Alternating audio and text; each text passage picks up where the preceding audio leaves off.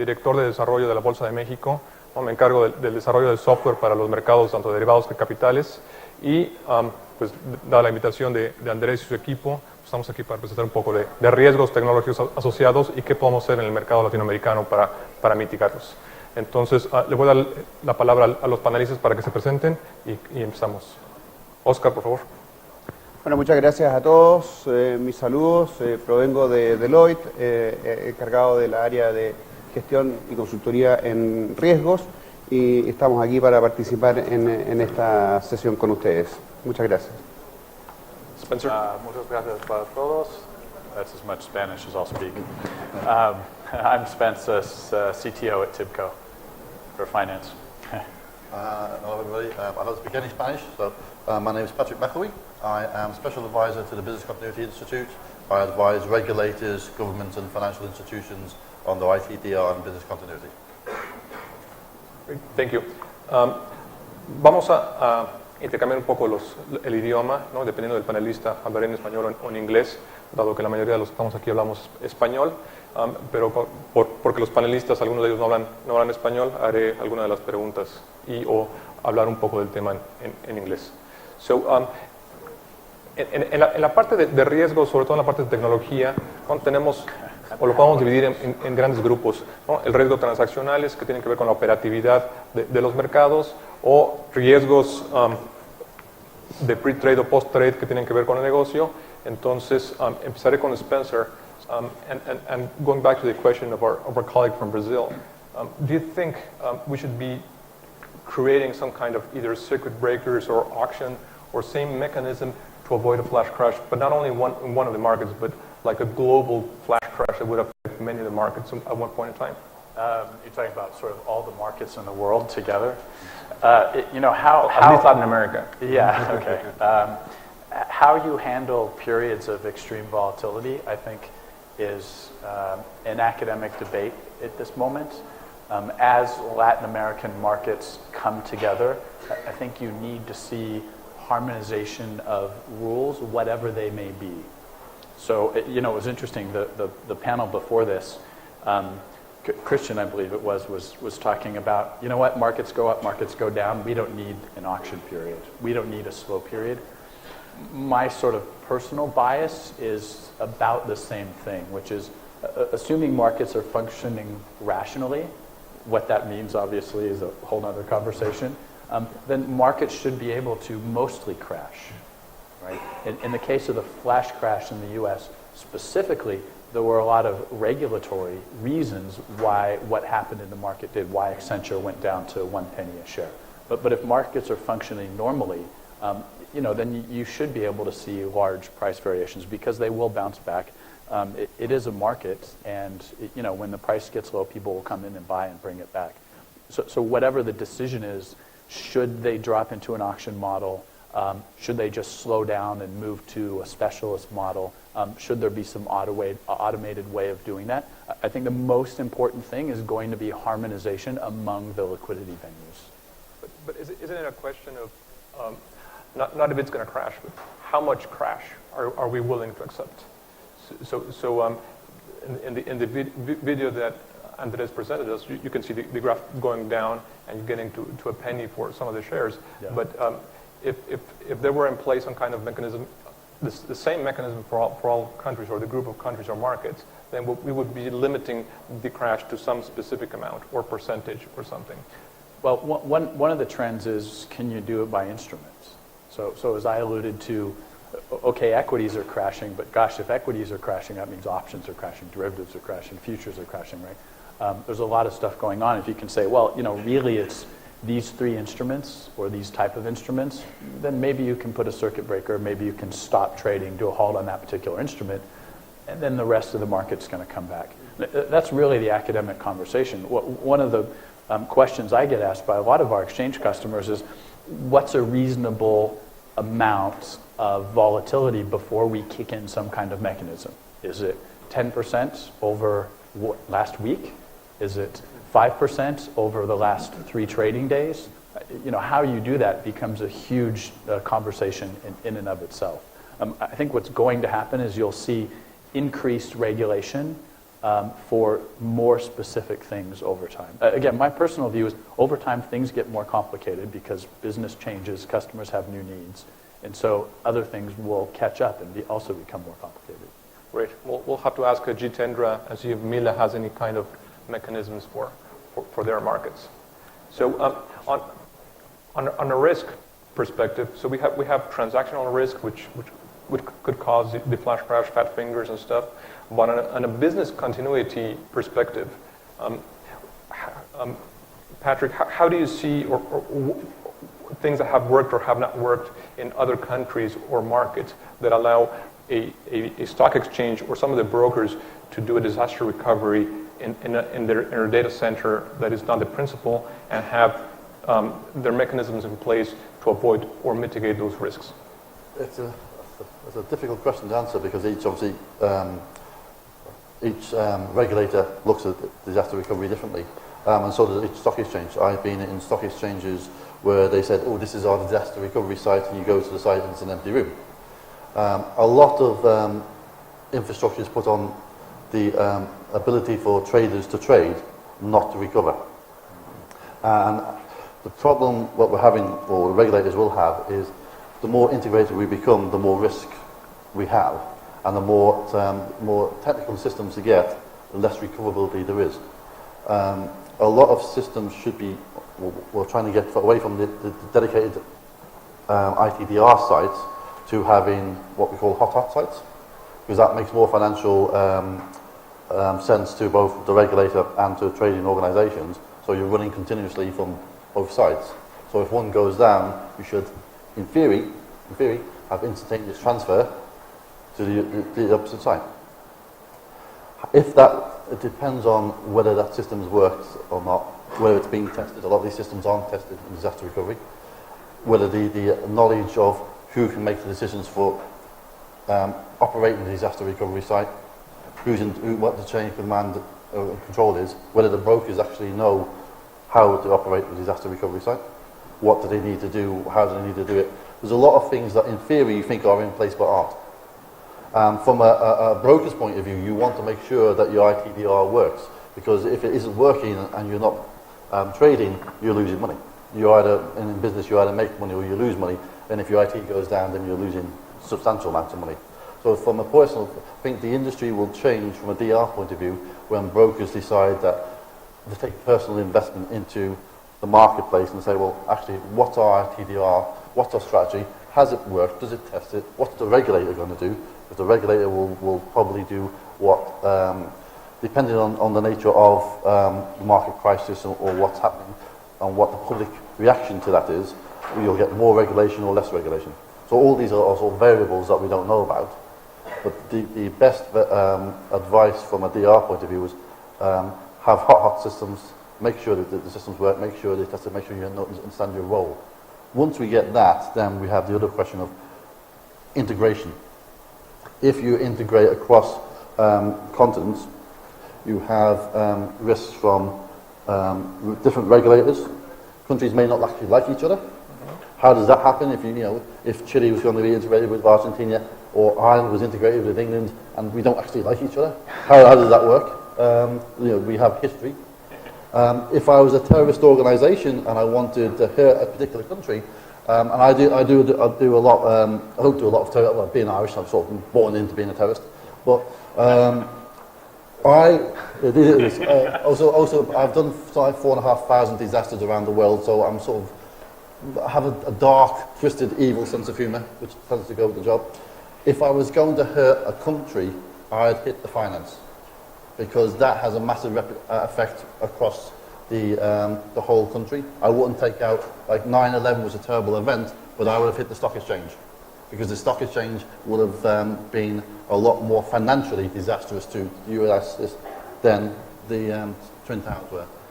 Terrorist organisations are the guys who run around with the suicide bombers. They're idiots. The guys who sent them aren't, and at some point they'll figure out that killing you guys has more effect on a country than blowing up a statue or building.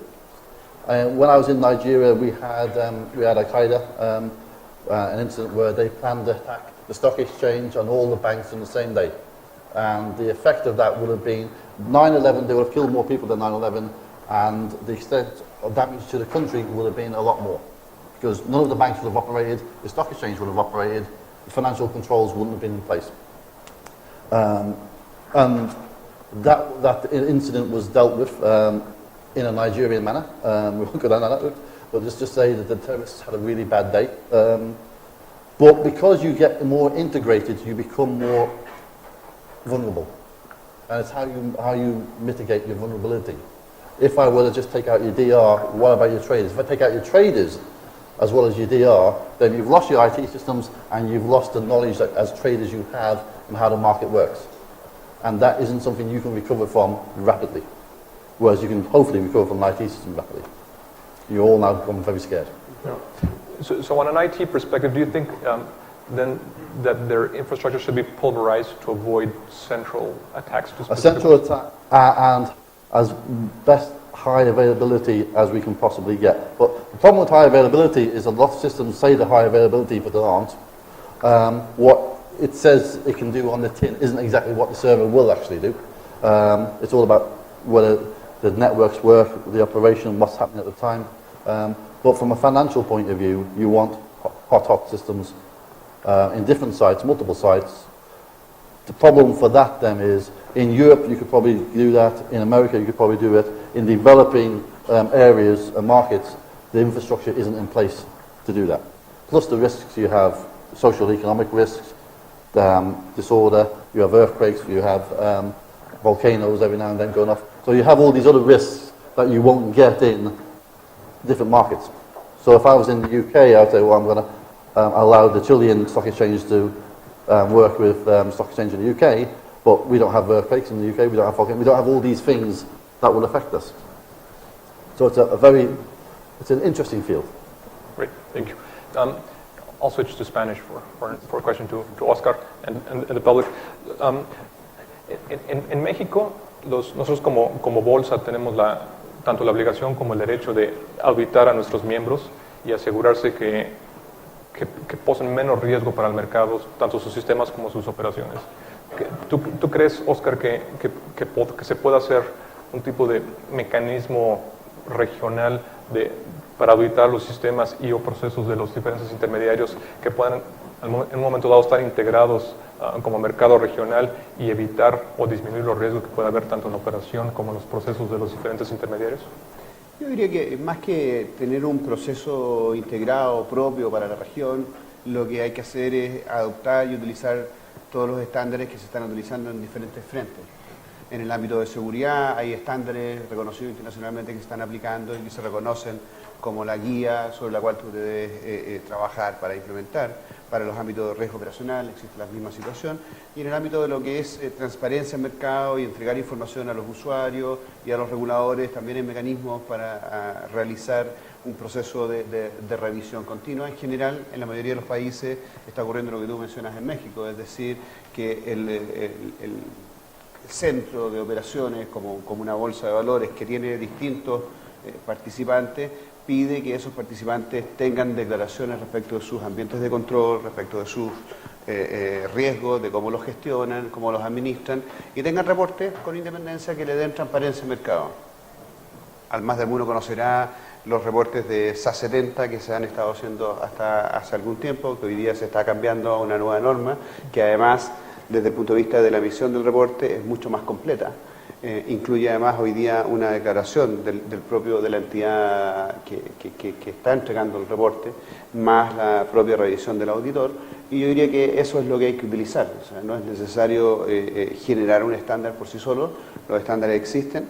Lo que sí debe haber una mayor cultura y preparación en la industria, en esta industria en particular, que está muy motivada por los resultados, por obtener buenos retornos rápidamente y muy transaccional, muy rápido. Ese es el foco y es la orientación del negocio.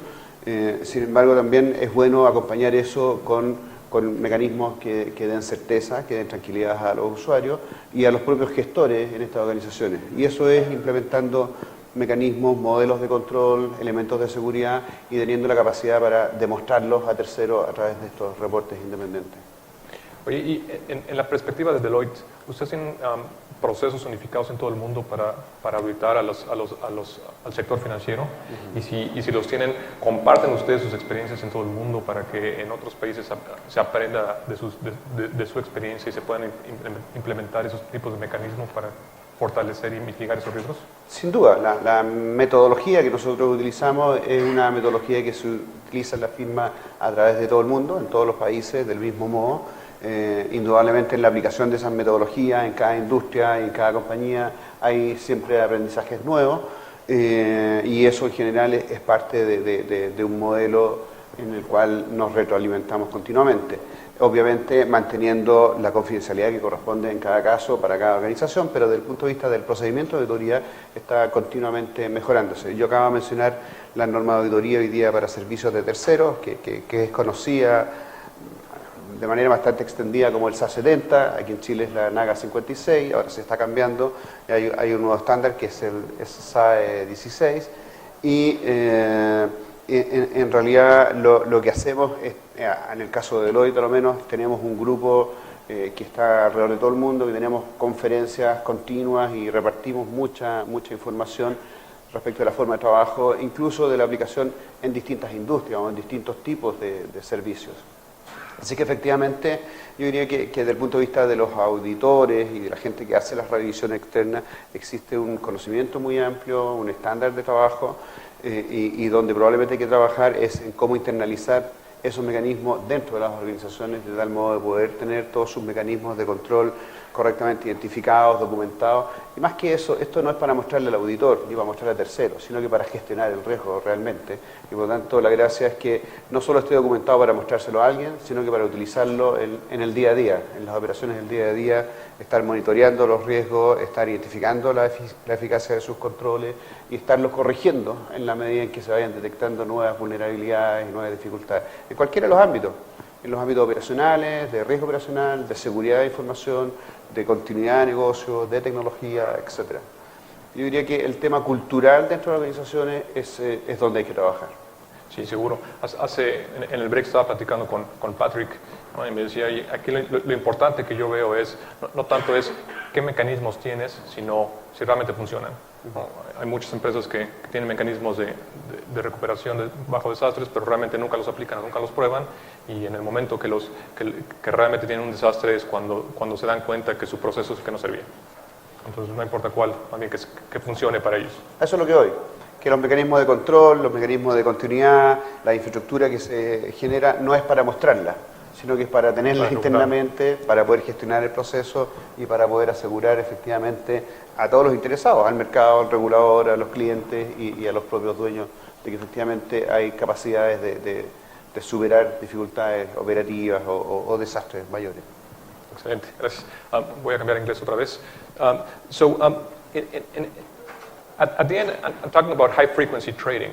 So we have, there's a lot of risk, and you spoke about the flash crash. The panel before spoke about high-frequency trading.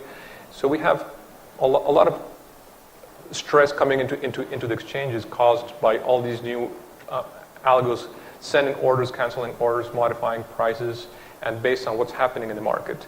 So in our specific market, we have different mechanisms to control the amount of flow that comes into our system.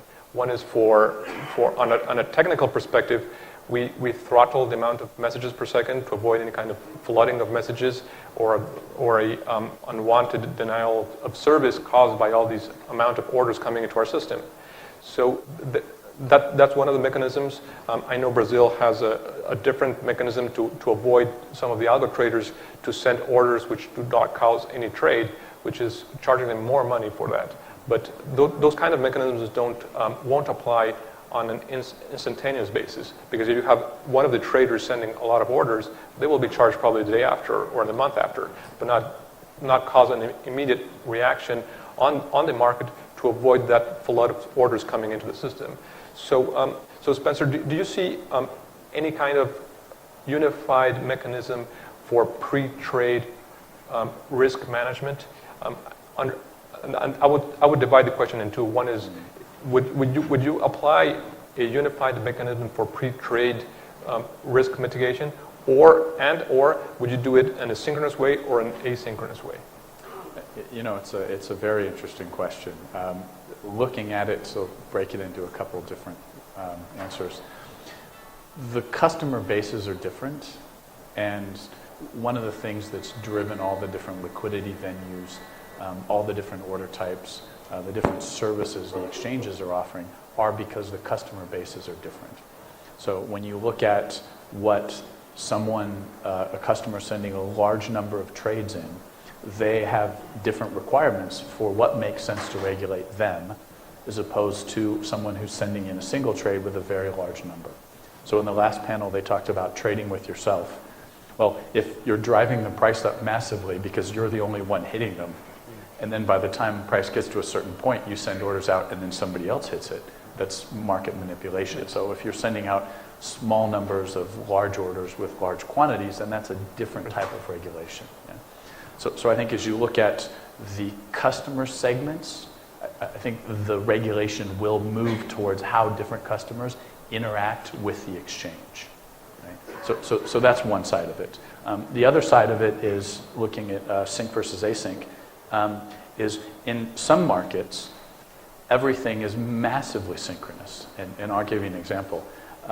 Earlier this year, I was at the Dalian Commodities Exchange in China, and when a customer places an order, it has to clear the bank accounts of both sides before the order is completed.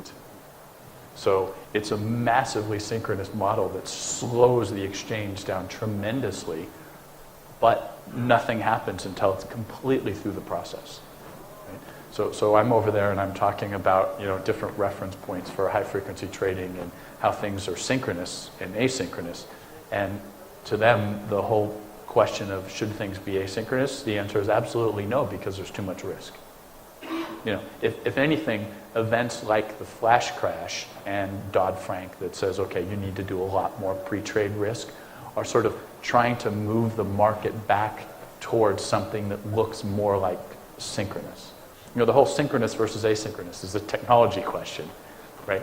The issue is, are the rules of the market created in such a way so that the risk is lower? The guarantees of price, the guarantees of clearing, the risk for the entire process, those risks are lower. It's a very difficult problem to synchronize what that looks like because there's so much complexity in the market with the customer classes, with the instrument types, with the way the instruments trade. But now the calculating the risk on comparing an asynchronous versus synchronous, it becomes a timing issue. Absolutely. Because if you have some kind of trader sending orders either by mistake or not, their risk is going to increase while the time increases. So do you think there's going to be kind of a balance of how much synchronous or how much asynchronous risk we can be calculating based on the orders coming in? I mean, if you think about it this way, if I'm a hedge fund and I'm trading a bunch of different instruments, and on one particular venue, or maybe for one particular instrument category, I'm taking on a lot of risk, you can manage that. But the example I gave in the keynote about Amaranth, the hedge fund that blew up trading natural gas futures, they moved their exposure to an OTC market. So even though on NYSE, synchronous NYMEX, synchronous or asynchronous, everything was great. The risk exposures were great. The positions were great. They were within the limits of the clearing organization. But actually, as an organization, they were way over the top on other markets. Right? And that was with the same instrument category. So now imagine I'm a larger hedge fund, and I'm trading in London, and I'm trading in Chile, and I'm trading in Chicago, and I'm trading multiple instruments. The issue of synchronous versus asynchronous in the larger picture is sort of irrelevant. Because I may have 200 different instrument categories, and if one of them blows up, then there may be some impact to the financial market just from that one instrument. But no regulator can look at all venues and all positions. In fact, in the US, the SEC is trying to put something together that says, we're going to look at every trade coming through every venue. Well, for cash equities, okay, if they can do that, that's still only one instrument category. So the question is, how far back do you go, or how much do you try and encompass? Yeah. But also a post-trade risk, because the trades already came in. Yeah. So what happens with the trades that haven't executed yet? So do you think there should be some kind of, speaking specifically for Latin America, like a central entity that would be looking at the risk or positions of risk between all the members at one point in time, between all the instruments that could be that hedge fund or trader could be sending to all the market?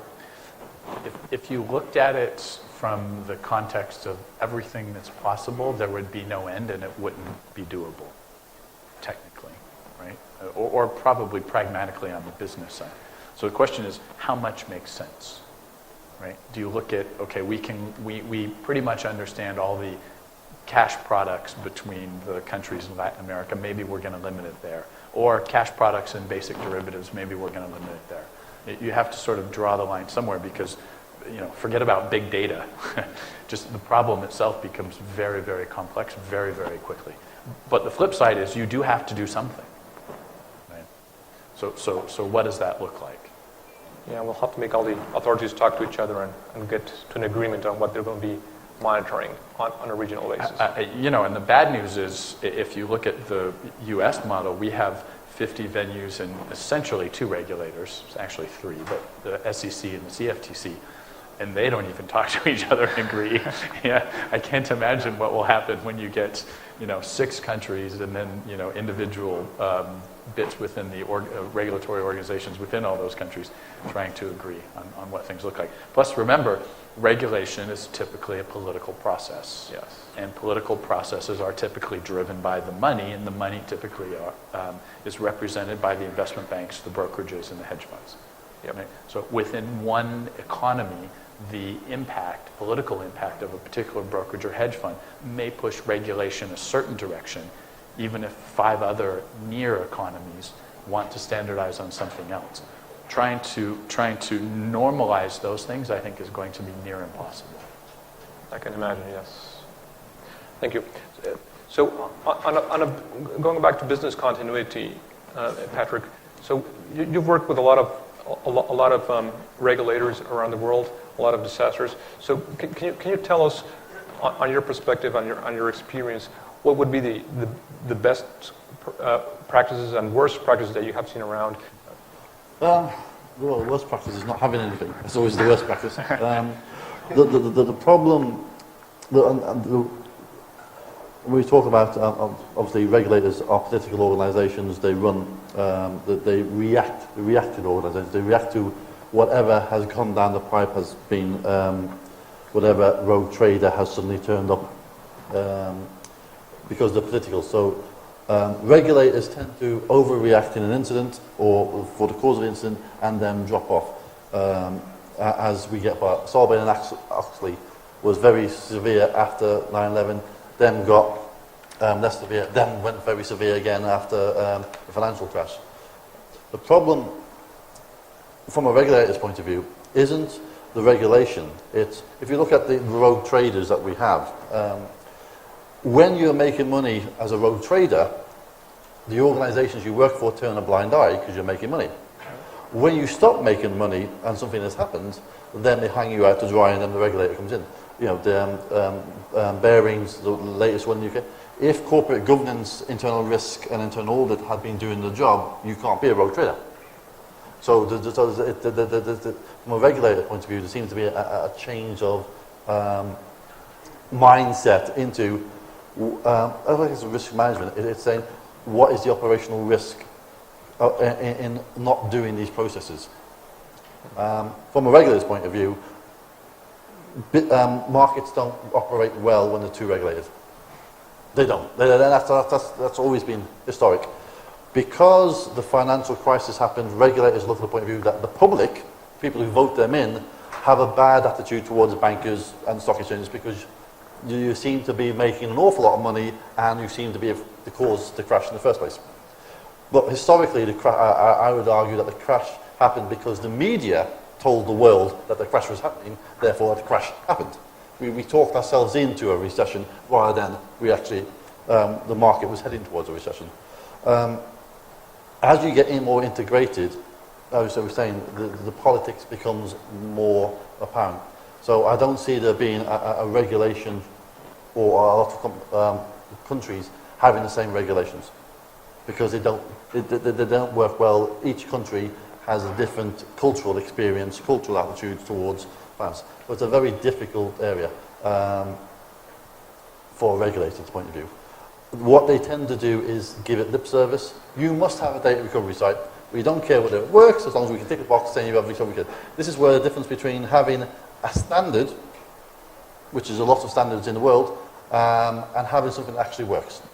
They're not the same thing. Anybody can get a standard in IT security where you can't just, or business continuity. But when you need it, having a piece of paper that says you have it is completely irrelevant. What you need is a data center that actually works. You need to be able to go to a recovery site. And that comes from organizations themselves looking at the risk and saying, how much money will we lose, the bottom line, if we can't operate? I was looking at the security exchange from a stock exchange in the US. Their recoverability is 1 day. So they'll have, stock exchange can be out of operation for 24 hours. That's an incredibly massive amount of money that's going to be lost to somebody if you can't operate for 24 hours. So there should be an industry, the drive should come from the industry saying, actually, we need these things in place and they need to operate and they need to be tested and they need to be secure. But you've got to drive it. Change in business continuity and disaster recovery comes from industries. When I was in the emergency service, because I come from the emergency service background, my job was to keep you alive. If I kept you alive and you were out of business, I didn't care. That wasn't my job.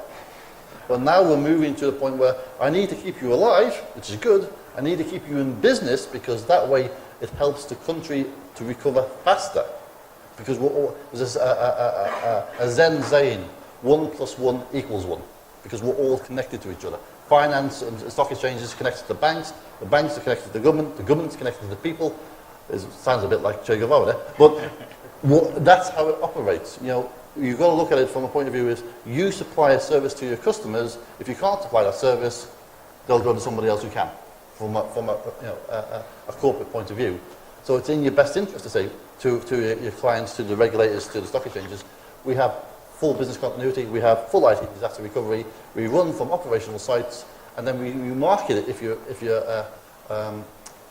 in a commercial world, you again say, why would you trade with somebody who hasn't got that? You know? But you've got to drive it. It's got to come from the industries. It won't come from the regulator. Because the regulator will blame you for not having it, but won't make you have it. Can I ask a follow-up question? Yes. One of the interesting trends that I've seen, more on the asset management side, specifically among, again, hedge funds, is they do less and less DR. Yes. Yeah. Yeah. The strategy that some of our higher-end customers have is if things go wrong, we're out and we're okay with that. Yes. Yeah. Because of the interconnected world for them, there's too much risk in trying to get to a DR site. Yeah. That's one side of it. The other side is there's hot takes a massive amounts of time to sync to the second site, right? And so there's no way that we're going to do that with our co-load trading. There's no way that we're going to do that across to other exchanges. If things are done, we're out. That's our market risk. Yeah. Do you see that trend? I mean, it seems like trends are happening on both ways. Yeah. The problem is we all watch disaster movies, and in disaster movies, you have a high availability system, and it kicks in automatically, and you save the world. In reality, that doesn't happen. But the image that we have is we can do certain things in disaster recovery that we just can't do. You have the public has and the regulators have this idea that you can just press a button and then the systems transfer and the world continues. But reality doesn't work. Let me ask you a question. Do you think it would be reasonable? Do you think it would be reasonable in certain situations that if you really can't do it, why try to do it? Why tick a box if it doesn't make sense? Exactly.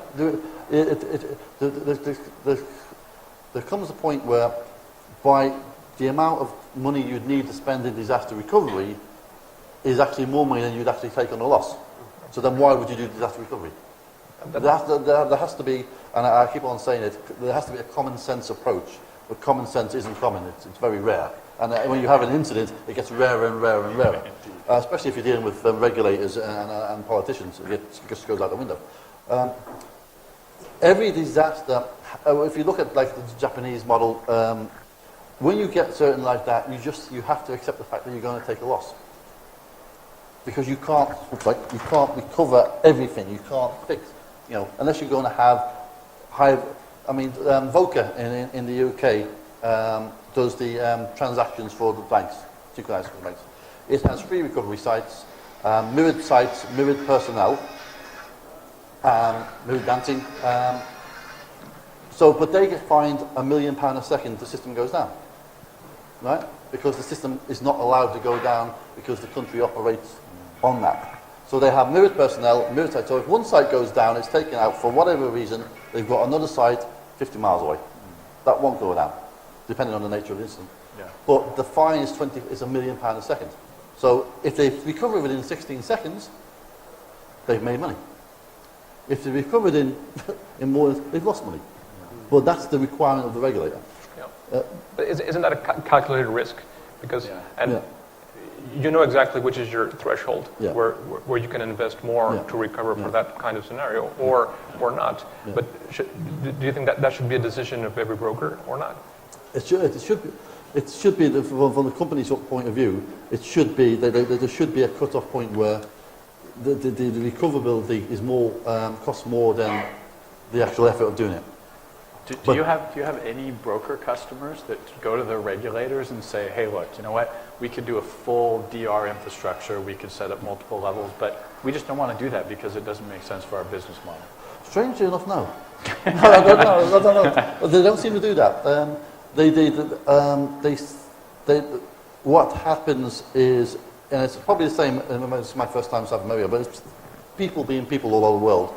The regulator will go, have you got DR? You'll go, yes. They'll go, tick. Next question, please.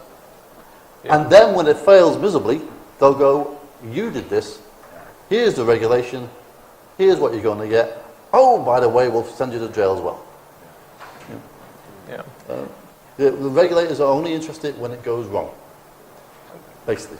Well, it's a reactive position. Yeah, because the politicians. Yeah, but the DR part is going to be part of the cost of of operating. Yeah. And especially on the exchange, I don't think that shouldn't be asked to them.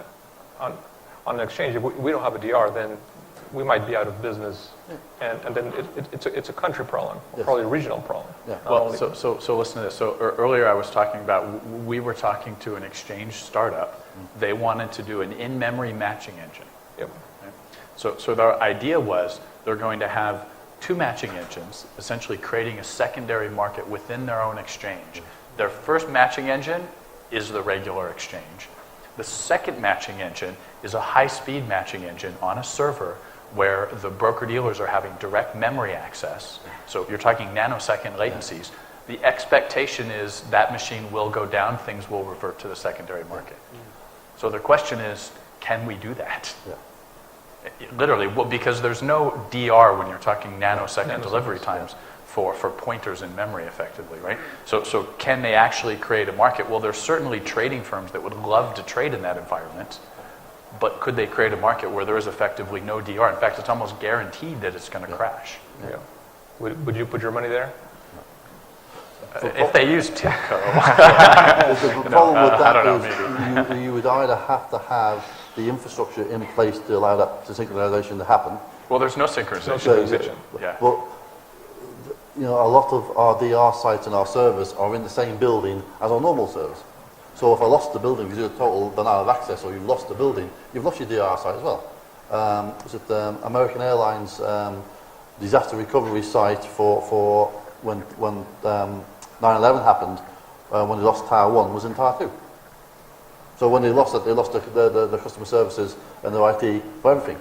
Because no one thought that both towers would go down. Everything, Yeah. But then you don't need to be a rocket scientist to figure out, well, actually, hold on a minute, how close do you need to be to, When we did NASDAQ Europe at TIBCO, it was first level was some local event. Yeah. Second level was a geopolitical event. Yeah. Third level was nuclear war. Yeah. No, I'm serious. That's actually what they had in their DR strategy for what would happen. And so, so there's a nuclear weapon that explodes over the primary data center. How far away is the secondary data center so that it continues to run? There's also the thing about, I've seen disaster recovery plans for meteorite strikes. The fact that everybody on the planet would be dead is pretty irrelevant, but this guy had actually done it's keeping it real. There's no point having DR or disaster for things that are never ever going to happen because you're just being stupid. You know, do your DR for actual things that affect your area and affect your business, rather than things. I mean, I've got a wonderful thing here. It's the countdown to the Mayan calendar, where we're all going to die. So there you go. It's 2012. 2012, all going to die. Now, if you know anything about the Mayan calendar, it just resets itself. But that's a really bad disaster movie. Oh, we're all going to die. Oh, no, we're not. Wait, can I short the Mayan calendar? Well, the problem is the Mayan calendar is it depends on where you interpret it from the Georgian calendar. But people go into this nonsense, and it drives me mad because they follow what is in the public interest. They follow what is sexy, the pandemic planning, and all that sort of nonsense. But they don't follow what will actually take them out. You know, is your data center next to a street that has a petrochemical plant built next to it, or a petrol station, because they'll blow up and take out your data center. Yeah, it's those. I think keeping risk real is one of the sayings that, from business continuity point of view, that we should be working on. Not whether there's going to be because if there's a nuclear war, you have other things to worry about than whether your stock exchange goes up or down. To be honest. Yeah. Actually, I want to know which weekend you test the Mayan calendar scenario. Like a Saturday, Sunday thing, or how does that work? I think it ends on a Saturday. I have things to do on a Sunday, so we're all safe. We don't worry about it. It reset on a Saturday night. Yeah. Have a good time on a Saturday night. Yeah. Okay, so I'll switch back to Spanish. So, Oscar, ¿crees que, dado tu experiencia como auditor en varios aspectos de seguridad y de seguridad informática, ¿crees que haya procesos que podamos estandarizar en la región para mitigar cualquier riesgo, sobre todo de seguridad informática? Bueno, nuestro punto de vista en este sentido es bastante categórico. Creemos que no es necesario o la peor forma de enfrentar riesgo es poniendo un grupo de gente o un proceso o un área en una sala, en un cuarto, a cargo de ver los riesgos. En realidad lo que hay que hacer es no inventar un proceso nuevo, sino que insertar en los procesos de negocio los procedimientos, la cultura y la metodología para administrar riesgos de manera continua.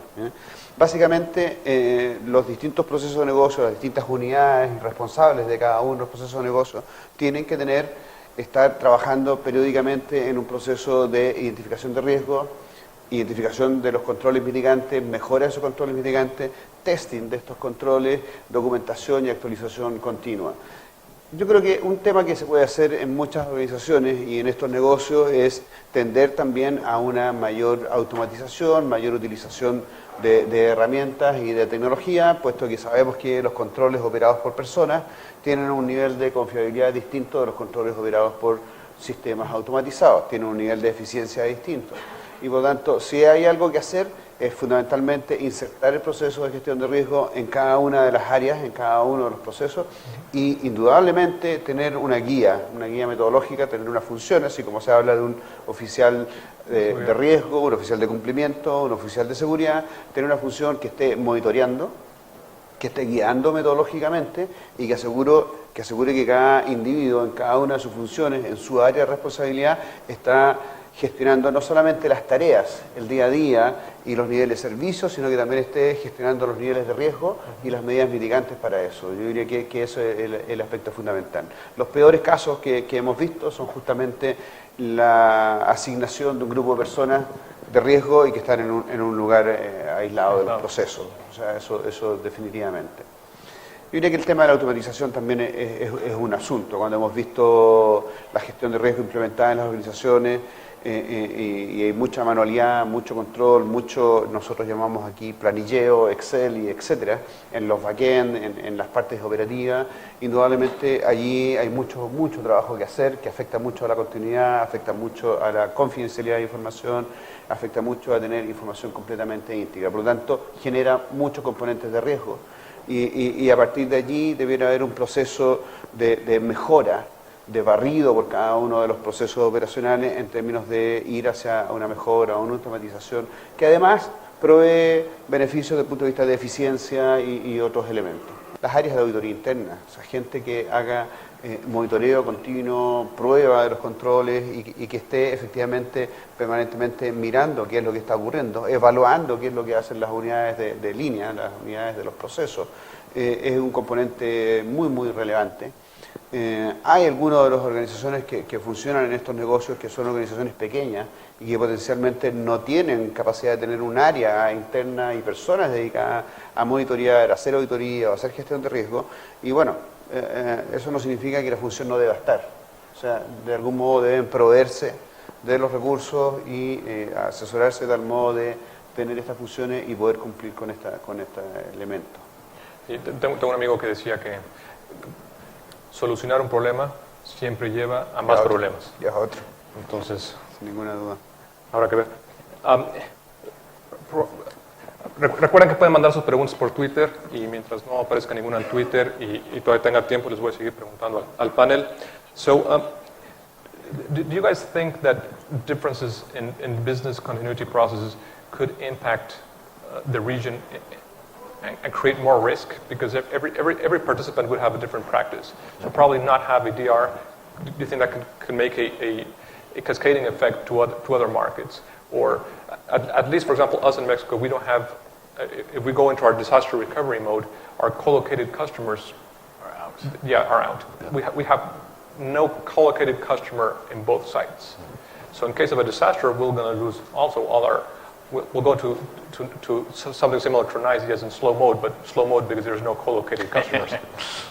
So do you guys think that should be an issue we should be watching? I'll take that one direction. You can take it the disaster direction. But so looking at it from a broader market context, if you think about using the flash crash as an analogy, if the co-load customers are providing either some level of liquidity, continuity in terms of the market itself, or stability in terms of prices, then not having them in the market may, in effect, be worse than just having the market shut. So that risk obviously is extremely difficult to quantify, but that could be a bigger risk. Yeah. We also have a lot of instruments that trade in the U.S. and in Mexico. So, for example, in the case of a disaster scenario, then we'll have all these instruments that are still trading in the U.S. but are not trading in Mexico. So we're going to have liquidity going back to the U.S. instead of really coming into our markets because of those changes in the way we behave. And during 9/11, we also shut down our systems, but because we didn't want all the flooding of orders coming in and taking out all the money of the liquidity of our market because of that. Yeah. So Patrick, do you see that as well? Yeah, I think it's always a sort of marriage or between what the operational risk is to what the effect. Sometimes the effect is the regulator. The knock-on effects, shall we say, are worse than the event itself. So sometimes, if you on the flash crash, if the regulator had stepped in and closed the market or whatever, that may have had a worse effect across the road than having the market sort itself out eventually, as all sort of markets, if you're left alone, tend to do. Yep. So there's always a danger of overreaction, but it's an unknown quantity. Depends on the nature of the incidents that you're dealing with. It's slightly analogous would be rules against shorting. In many markets, you can't short. In cases where shorting was allowed, and then the regulator came in and disallowed it for certain periods of time. Of course, it's an academic topic, but in academia, most studies have shown that removing shorting from the market actually makes the market more volatile. Worse, if you will, whatever worse means for different participants, right? At least on a risk perspective. But so what you've done is exactly as Patrick was saying, is the regulators come in and said, hey, there's some event, like after the flash crash, they removed shorting from a bunch of financial stocks. Guess what? Volatility went up just for the stocks that the market participants could no longer short. Because while you're trying to add stability, you've actually added uncertainty. You've taken people out of the normal cozy operating center, and you've added this extra regulator, so you've added uncertainty into the market. You've made the situation worse. But your intention is to make it better, but you've actually made it worse. You move the threshold. Yeah. Great. Change the Quería expectation. agregar algo. Take the out of the Una de las cosas- and stick them into something that isn't.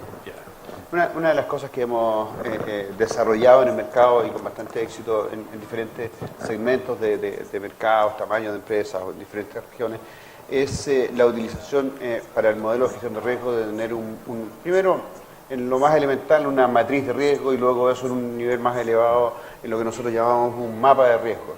Hoy día hemos hablado aquí muchos asuntos de carácter regulatorio y la superposición que tienen distintos reguladores en muchos casos.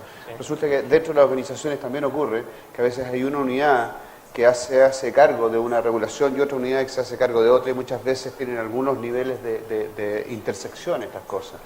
Lo que hemos estado ahora trabajando también con bastante éxito estamos haciendo ahora en general en la mayoría de las compañías, a propósito de regulaciones locales también, lo que llamamos un mapa de cumplimiento.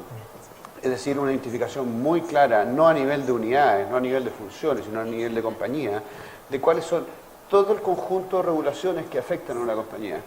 Tanto regulaciones locales, regulaciones externas e incluso las regulaciones establecidas por los propios contratos que nos generan obligaciones como compañía. Y a partir de allí establecer cómo se responde a cada una de esas regulaciones, quiénes son los responsables, cuáles son las periodicidades y cuáles son todos los elementos que en definitiva permiten asegurar que está siempre en cumplimiento y que no hay un individuo de una unidad pequeña que se enfermó y no logró responder a la regulación y como compañía tenemos un problema importante. La verdad es que creemos que es muy, muy relevante hacer una gestión de cumplimiento bastante ordenada y de manera integral, no a nivel de cada una de las funciones. Sí, seguro. Gracias. Bueno, nos quedan 2 minutos. No sé si alguien del público tenga alguna pregunta. En el Twitter parece que no ha llegado ni una. Entonces, abrimos los micrófonos. Sí, por favor. Abrimos los micrófonos para que alguien del público quiera preguntar. Si no, yo traigo más.